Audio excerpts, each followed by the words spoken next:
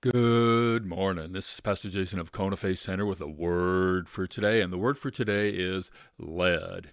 Be led by the Holy Spirit. I always find it interesting that Paul and Silas were forbidden by the Holy Spirit to preach the word in Asia. Then they tried to go to Bithynia, but the Spirit did not permit them. And as they continued on through a vision, they were called to Macedonia. This is one of the great passages of the Bible to me. The obvious point is be led by the Spirit. The not so obvious point is to keep putting one foot in front of the other, expecting that at the right time the Spirit will give the direction necessary to get moving in the right direction. This reminds me of God telling Abraham to get up and get going, and that God would give Abraham instructions on the way. Now, this is how the Christian life is supposed to work. Start going, and God will give instruction on the way. When we go and keep going, expecting the Lord to give us instruction on where to go, what to do, what to say on the way, then things work out the way they're supposed to.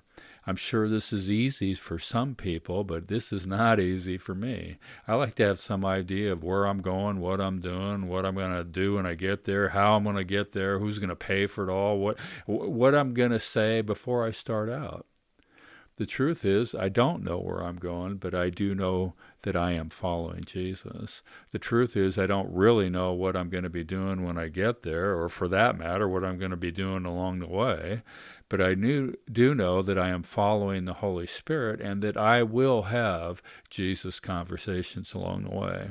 The truth is that if the Lord doesn't pay for it, if the Lord doesn't make it happen, I don't have the resources to pay for anything or make anything happen.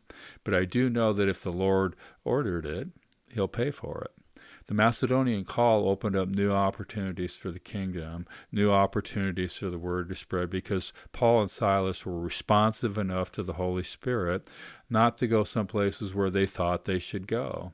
In the big picture, the Lord's the only one who knows where to go, what to do, what to say, how to say it, when to do it and say it, and so that it has maximum impact and produces maximum harvest. And that's what we want, right? Maximum impact, maximum harvest.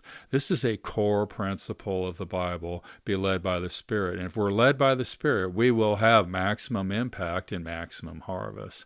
So my bottom line answer to every situation is be led by the Spirit.